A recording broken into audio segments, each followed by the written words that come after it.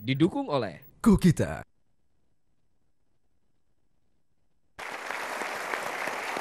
Terima kasih Anda masih terus menyaksikan Mario Teguh Golden Ways. At the end of the day, pada ujung hari, semua di antara kita mencari kebahagiaan. Nah, kadang-kadang banyak orang yang justru terlalu bingung untuk mencari kebahagiaan hingga akhirnya tidak melakukan apa-apa.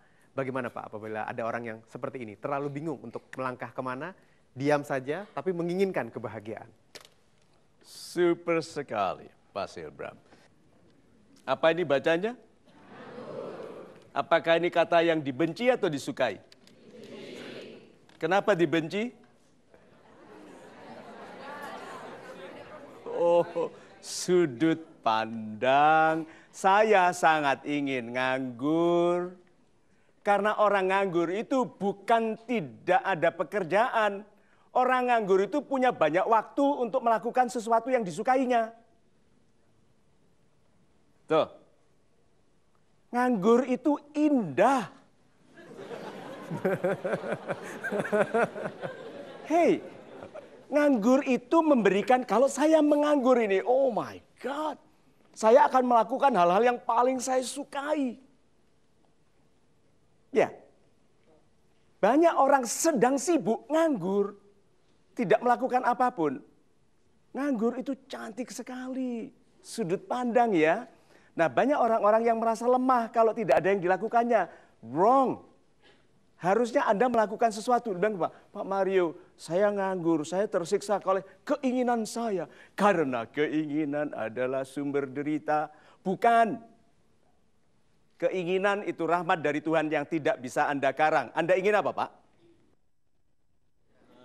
Apa yang kita inginkan, kita bisa. Apa yang kita inginkan kita bisa. Dengar banyak orang gitu toh. Apa yang kita inginkan kita bisa. Yang Anda inginkan apa?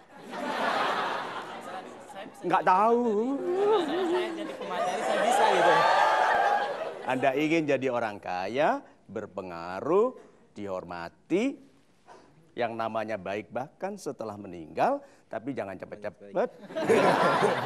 Nah, so, kalau gitu yang jelas. Nah, kalau Anda ingin jadi orang kaya, itu tidak bisa diganti, Pak. Kayanya karena apa?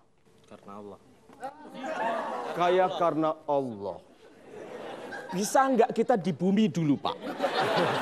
Kayak karena Allah kan istilahnya dalam hati kita. Dijualnya bagaimana?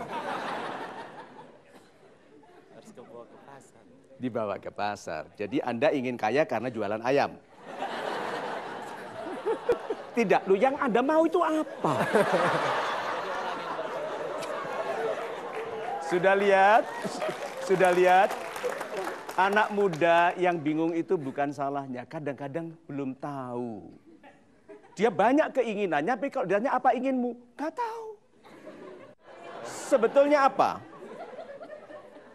Dan keinginan saya jadi seorang guru yang bisa diteladani orang. Jadi orang guru yang diteladani, itu dia. Jelas. Nah begitu sudah simple, lihat, bukan keinginan yang mendatangkan derita. Tidak cukupnya tindakan dalam keinginan itu. Jadi yang menderita itu bukan orang yang punya keinginan, tapi orang yang punya keinginan tapi tidak bertindak. Itu. Super Pak. Boleh kita dapat kesimpulan dari program kita kali ini Pak? Ada orang-orang yang memang sukanya merusak perasaan kita. Oke? Atau yang kelemahannya tidak mendamaikan kita. Atau ada di antara kita yang memang terlalu sensitif. Seperti saya dulu waktu masih muda. Sampai ada salah satu atasan saya mengatakan, Mario, keluarkan itu setan dari hatimu. Ini bekas ustadz dia kelihatannya. Dia melihat ada setan di hati saya yang selalu mencurigai orang. Dan orang yang mencurigai segala sesuatu hanya akan ambil sesuatu yang kecil dan aman. Nah, sahabat-sahabat saya yang baik hatinya. Kebahagiaan itu datang bukan karena Anda merencanakan kehebatan, tapi karena Anda ikhlas melakukan sesuatu yang kecil yang penting. Nah, orang-orang yang melakukan sesuatu itu timbul kekuatannya. Kekuatan Anda itu dibangun melalui pekerjaan. Jadi pekerjaan itu bukan untuk menggaji Anda. Saya akan ambil gaji kecil kapanpun kalau itu menjadikan saya lebih mahal nanti. Tapi banyak loh orang yang bekerja untuk atasan yang pandai mengintimidasi sampai bersedia tidak hamil, tidak mengandung walau sudah menikah, supaya tidak mengecewakan atasannya. Karena uang. So, kalau begitu, bangun kekuatan kemandirian melalui pekerjaan Anda. Dan pesannya ini, happiness is the resultant feeling of strength. Kebahagiaan itu perasaan hasil dari kekuatan. Orang kuat itu gampang bahagia. Orang kuat itu bangga. Miskin tapi hatinya kuat, dihina, dia bilang apa? Kemuliaanku bukan kau tentukan tapi Tuhanku. Bayangkan itu. Orang yang bersedia mati miskin dengan kejujuran tidak pernah miskin. Anaknya akan jadi presiden, istrinya menjadi permaisuri yang memuliakannya, dia sendiri diberikan kesehatan, cucu-cucu yang memuliakannya. Tidak harus mengunjunginya di penjara. Ya, so kalau begitu, yuk bangun kebahagiaan melalui kekuatan. Sudah berhenti menghibur diri dengan logika-logika supaya berbahagia tanpa menjadikan Anda lebih mampu. Tidak ada kebahagiaan dalam kelemahan. Jangan menerima kemiskinan sebagai nasib. Kemiskinan adalah keadaan sementara tetapi mengeluh, menyalahkan kehidupan dan menghujat para penasehat.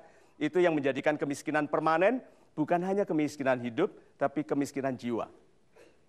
Maka yuk, jangan lagi berlama-lama dalam kelemahan hidup. Putuskan sesuatu, lebih baik salah keras daripada betul tidak kedengaran. Itu. Terima kasih Pak Mario untuk kesimpulannya. Dan program kita berakhir di kesempatan kali ini, Doiku Lowbat, dengan harapan Anda mendapatkan charger yang luar biasa bersama Mario Teguh Golden Ways. Mulai besok hari Senin dan seterusnya Anda bisa memiliki hati yang penuh dengan semangat, yang memperbaiki banyak keadaan, yang menghebatkan banyak orang. Saya Hilbram Dunar, kita bertemu lagi pada program kesempatan yang lain, tentunya di Mario Teguh Golden Ways.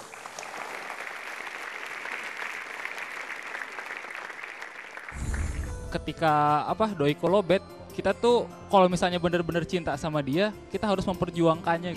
Lowbat itu sebetulnya tergantung dari diri kita sendiri. Jadi kita harus bisa mengabaikan urusan yang kecil. Soalnya kita punya tujuan yang besar. Kata-kata yang diucapkan oleh Pak Mario membuat saya terinspirasi lagi untuk menjadi lebih baik lagi.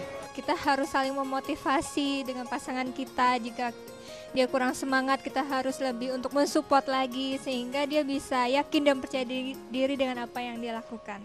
Itu